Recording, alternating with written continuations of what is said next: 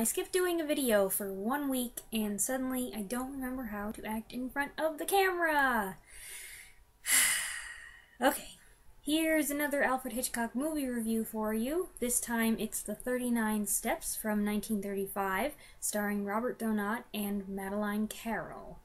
I think of this movie as Hitchcock's first real Hitchcock. It has the things that I think most people tend to think of as the chief characteristics of a Hitchcock film: innocent man on the run, blonde love interest, clever camera angles, suspenseful sequences, and humorous and flirty dialogue. While there were some of these things in his earlier movies in part, in my opinion this is the first movie where they all come together, and they really work.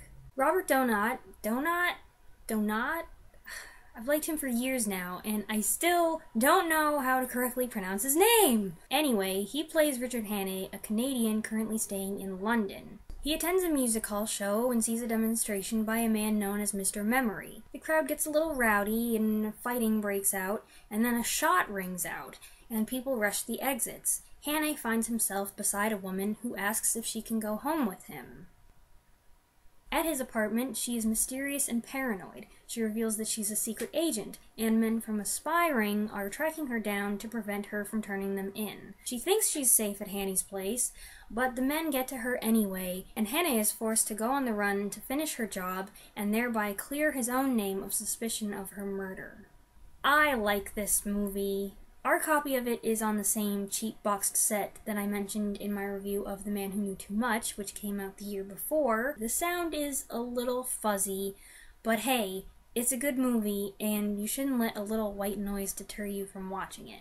This is one of those Hitchcock movies where the fun parts are so memorable that it's like, is it a suspense movie with large doses of comedy, or is it a comedy with large doses of suspense?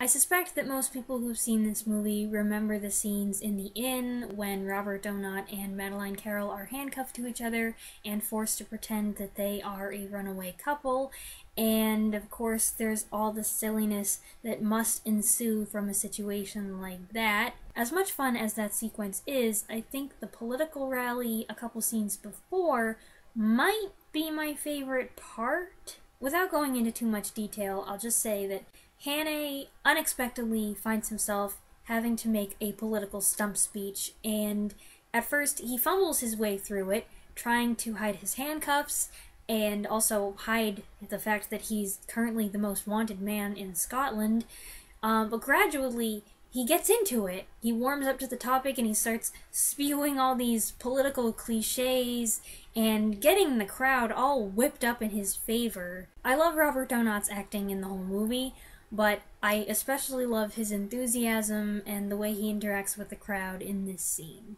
Like most of the actors I mentioned, Robert Donat is not such a well-known old movie actor these days. He made most of his movies in the 1930s and died fairly young, ending his career with an endearing performance opposite Ingrid Bergman in The Inn of the Sixth Happiness. I've never not liked him in a movie, and though he's great in The Count of Monte Cristo and Goodbye Mr. Chips, for which he won the Oscar in 1939, I think my favorite performance of his is this one right here in The 39 Steps. There are a few other versions of this movie, or I should say adaptations of the book that it was based on, one in 1959 with Kenneth More, one in 1978 with Robert Powell, and one in 2008 with Rupert Penry Jones. I saw that last one. My mom liked it, but I didn't really care for it. But I rate this 1935 version of The 39 Steps very highly. It's well made, well acted, and lots of fun. I'd put it, I don't know, in my top 10 Hitchcock list, maybe? Thanks for watching! Bye!